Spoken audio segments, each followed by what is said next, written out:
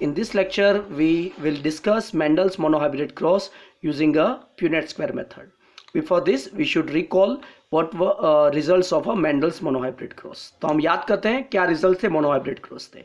Mendel ने अपने monohybrid cross में प्योर टॉल प्लांट लिए, प्योर पी लाइन जो टॉल थी, और उनको क्रॉस करवाया ड्वार्फ प्लांट से जो भी प्योर ड्वार्फ प्लांट्स थे. अब ये क्रॉसिंग के वजह से जो प्लांट प्रोड्यूस हुए उसको उन्होंने F1 जनरेशन कहा. F1 जनरेशन के सारे प्लांट टॉल थे और इनकी जो हाइट थी वो आइडेंटिकल थी पेरेंट टॉल प्लांट से. कोई भी प्लांट इंटरमीडिएट हाइट वाला नहीं था, कोई भी प्लांट ड्वार्फ नहीं था. मतलब कि ड्वार्फ पेरेंट के कैरेक्टर थे वो F1 में एक्सप्रेस हुए नहीं. अब F1 में जब सेल फर्टिलाइज किया, पोलन ग्रेन के सोर्स के लिए F1 यूज़ किया, एग सेल के सोर्स के लिए F1 यूज़ किया, तो उन्होंने देखा कि F2 जनरेशन में जो प्लांट्स मिले उसमें ड्वार्फनेस का कैरेक्टर रीअपियर हुआ. कितने में रीअपियर हुआ? About 25% F2 plants were dwarf. मतलब कि जो टोटल F2 प्लांट्स थे उसमें 75% टॉल प्लांट थे, जबकि 25% प्लांट थे वो ड्वार्फ प्लांट थे, जिसको उन्होंने रेशियो के फॉर्म में एक्सप्रेस किया 3:1. तो ये रिजल्ट्स थे मेंडल के मोनोहाइब्रिड क्रॉस के. अब इसके बेसिस पे उन्होंने एक हाइपोथेसिस दिया कि पी के अंदर कोई भी कैरेक्टर को कंट्रोल करने के लिए समथिंग होता है. ये समथिंग को इसको उन्होंने नाम दिया फैक्टर. मतलब कि पी के अंदर फैक्टर्स होते हैं जो कैरेक्टर को कंट्रोल करते हैं. तो एक ट्रेट टॉलनेस को कंट्रोल करने के लिए एक फैक्टर है, जबकि जो ड्वार्फनेस है दूसरा ट्रेट, उसको कंट्रोल करने के लिए दूसरा फैक्टर है. तो हम कहेंगे कि capital T is responsible for a controlling a tallness while a small T is responsible for a controlling of a dwarf. अब इन्होंने दूसरा एक प्रोपोजिशन साथ में दिया था कि factors are always present in pair in organism. किसी भी ऑर्गेनिज्म में फैक्टर्स हमेशा पेयर में होते हैं. अब इस लिहाज से ऑर्गेनिज्म तीन टाइप के हो जाते हैं. होमोजाइगस, जैसे दोनों फैक्टर्स कैपिटल टी है. हेट्रोजाइगस, जैसे कि एक फैक्टर कैपिटल टी है, दूसरा फैक्टर स्मॉल टी है. और अगेन होमोजाइगस, वो दोनों फैक्टर यहाँ पे स्मॉल टी है. तो यहाँ पे हम अगर कैपिटल टी और स्मॉल टी को दो अपोजिंग ट्रेट को कंट्रोल करने वाले फैक्टर्स को के लिए कंसीडर करें और कंसीडर करें कि ये फैक्टर्स पी में पेयर में होंगे, तो तीन टाइप के पी प्लांट्स हो सकते हैं. Capital T plant, capital T small T plant, heterozygous plant, and small T homozygous plant. अब मेंडल ने एक दूसरा प्रोपोजिशन साथ में दिया था कि जब भी पी प्लांट या तो ऑर्गेनिज्म अपने गैमेट्स प्रोड्यूस करता है तो दो फैक्टर्स में से सिर्फ एक ही फैक्टर गैमेट में एंटर होता है. मतलब कि कैपिटल टी वाला पी प्लांट है सिर्फ कैपिटल टी वाले गैमेट प्रोड्यूस करता है. स्मॉल टी वाला जो प्लांट है सिर्फ स्मॉल टी वाले गैमेट प्रोड्यूस करता है. जबकि कैपिटल टी और स्मॉल टी वाला जो हेट्रोजाइगस पी प्लांट है वो आधे गैमेट कैपिटल टी वाले प्रोड्यूस करता है और बाकी के आधे 50% गैमेट स्मॉल टी वाले प्रोड्यूस करता है. तो ये भी बड़ा इंपॉर्टेंट कंसेप्ट है जब हम अपने प्यूनेट स्क्वायर में इसको रिप्रेजेंट करेंगे कि ऑर्गेनिज्म के अंदर पी के अंदर जो फैक्टर्स है वो पेयर में है, लेकिन पी जब गैमेट फॉर्म करता है तो दो फैक्टर में से सिर्फ एक ही फैक्टर अंदर एंटर होता है. होमोजाइगस जीनोटाइप वाले पी प्लांट एक ही टाइप के गैमेट प्रोड्यूस करेंगे.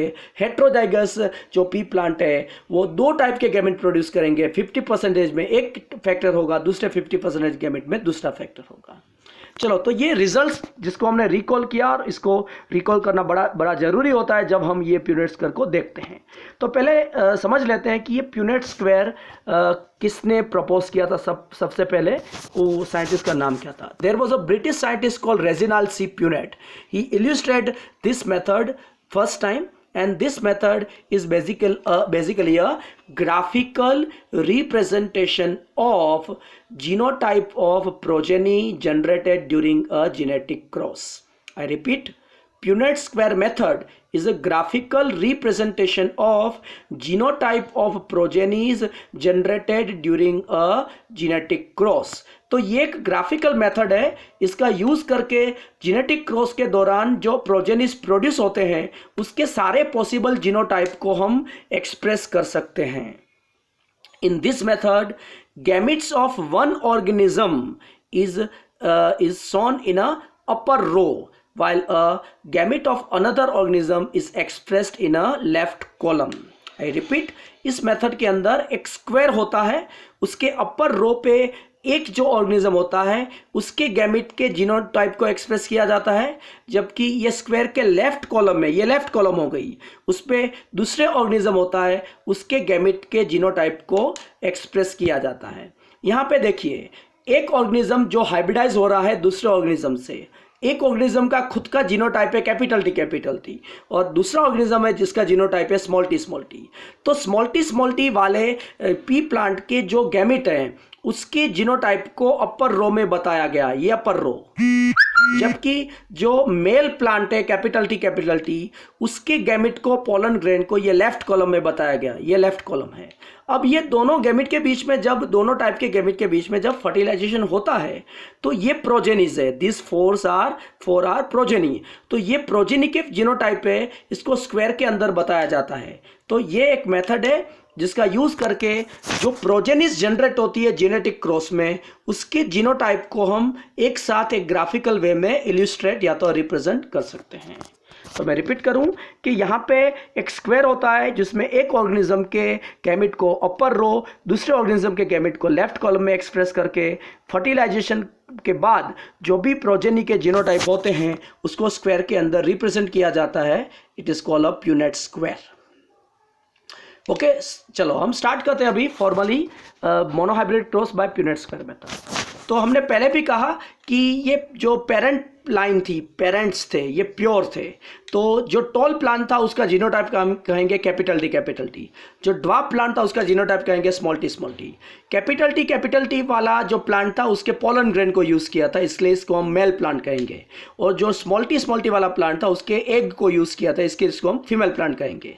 अब सारी पोलन ग्रेन में सिर्फ कैपिटल टी ही होगा, दो कैपिटल टी एक साथ नहीं हो सकता, और सारे पोलन ग्रेन सिर्फ कैपिटल टी को कैरी करेगा। ऐसे ही सारे एग सेल सिर्फ स्मॉल टी को कैरी करेगा। इन शॉर्ट, कैपिटल टी वाला पोलन ग्रेन जब स्मॉल टी वाले एग सेल को फर्टिलाइज करता है तो resultant progeny is F1 generation, और F1 का जो जीनोटाइप है वो है कैपिटल टी स्मॉल टी, और उसका फिनोटाइप तो हम जानते हैं, they all were tall plants. अब इसके लिहाज से हम क्या कहेंगे कि जब कैपिटल टी और स्मॉल टी हेट्रोजाइगस कंडीशन में पी में होता है, ऑर्गेनिज्म में होता है, तो सारे फिनोटाइप टॉल मिले, मतलब कि सिर्फ एक्सप्रेशन किस फैक्टर का हुआ, कैपिटल टी का, स्मॉल टी का एक्सप्रेशन हुआ नहीं। और कोई भी प्लांट ऐसा नहीं मिला जो इंटरमीडिएट हाइट का या तो ड्वार्फ हाइट का था, मतलब कि स्मॉल टी कंप्लीटली अनएक्सप्रेस रहा, सिर्फ कैपिटल टी ही एक्सप्रेस हुआ। तो यहाँ पे आप देखो कि जो हेट्रोजाइगस कंडीशन है कैपिटल टी स्मॉल टी की, उसमें सिर्फ कैपिटल टी का एक्सप्रेशन हुआ, इसलिए सारे प्लांट टॉल मिले, जबकि स्मॉल टी का एक्सप्रेशन नहीं हुआ। और इसी के जरिए हम कहते हैं कि capital T gene is a dominant over a small T gene and a tall phenotype is a dominant over a dwarf phenotype. चलिए अब F1 के सेल्फ फर्टिलाइजेशन के बारे में बात करते हैं। When F1 was self fertilized as a source of pollen grain, F1 plant is taken, capital T small t, and as a source of an egg cell, F1 plant is taken, capital T small t. So it is a cross between capital T small t and a capital T small t. Again ये Punnett square को देखो, जो pollen grain है, male plant है capital T small T genotype वाला, वो जो pollen grain produce करता है उसको हमने लेफ्ट कॉलम में बताया है। और जो फीमेल प्लांट है कैपिटल टी स्मॉल टी, वो जो एग सेल प्रोड्यूस करता है उसके गैमेट के, हमने एग के गैमेट का जो जीनोटाइप है उसको हमने अपर रो में बताया है। अब कैपिटल टी स्मॉल टी वाला फीमेल प्लांट दो टाइप्स के एग प्रोड्यूस करेगा। 1/2 एग्स में कैपिटल टी होगा, मतलब 50% एग में कैपिटल टी होगा, और दूसरे 50% में स्मॉल टी होगा। ऐसे ही पोलन ग्रेन के भी दो टाइप हो जाएंगे।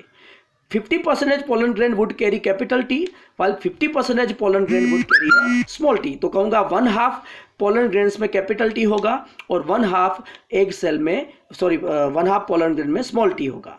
तो यहाँ पे हम कहेंगे कि egg cells are of two type, 50% are having a capital T, 50% are having a small t. Pollen grains are having a two type, 50% pollen grain are having a capital T, other 50% pollen grain are having a small t. अब इनके बीच में जब fertilisation होता है तो ये fertilisation देखो, 1/2 capital T वाला पोलन ग्रेन दूसरे 1/2 कैपिटल टी वाले एग सेल को फर्टिलाइज करता है, तो जीनोटाइप F2 का मिलता है कैपिटल टी। और कितने F2 मिलेंगे? 1/4 capital T. 1/4 capital T. 1/2 capital T जब फर्टिलाइज करेगा 1/2 स्मॉल टी को तो मिलेगा 1/4 capital T small T. 1/2 small T जब फर्टिलाइज करेगा 1/2 कैपिटल टी को अगेन मिलेगा 1/4 कैपिटल टी स्मॉल टी। और अंत में 1/2 स्मॉल टी जब फर्टिलाइज करेगा 1/2 कैपिटल टी जब फर्टिलाइज करेगा 1/2 स्मॉल टी को तो मिलेगा 1/2 स्मॉल टी जब फर्टिलाइज करेगा 1/2 स्मॉल टी को तो मिलेगा 1/4 स्मॉल टी। तो ऐसे आप देखो कैपिटल टी टोटल 4 में से एक है तो मैं कहूँगा 1/4 कैपिटल टी। अब कैपिटल टी स्मॉल टी 2 हैं तो इसको कहूँगा मैं 2/4 कैपिटल टी स्मॉल टी। और स्मॉल टी है अगेन 4 में से एक तो कहूँगा 1/4 स्मॉल टी।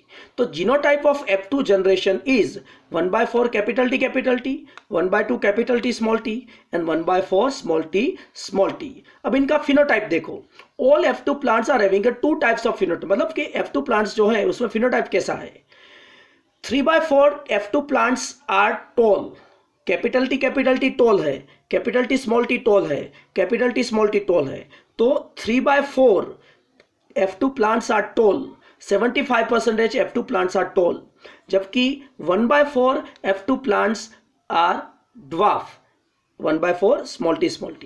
तो हम कहेंगे कि फिनोटिपिक रेशियो कैसा है, 3/4 टॉल, 1/4 ड्वार्फ, 75% टॉल, 25% ड्वार्फ, और इसको रेशियो के फॉर्म में बोलेंगे 3:1।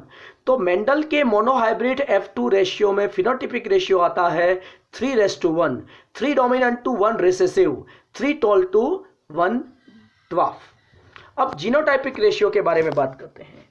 हमने कहा कि कैपिटल टी 1/4 है, capital T 1/4, capital T small T 1/2 है और स्मॉल टी 1/4 है। तो जीनोटाइपिक रेशियो हो जाता है 1:2:1।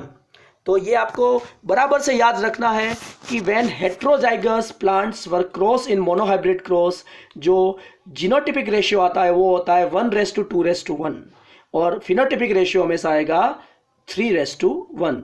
तो मेंडल का फिनोटाइपिक रेशियो मोनोहाइब्रिड क्रॉस का F2 जनरेशन का 3:1 और जीनोटाइपिक रेशियो है 1:2:1।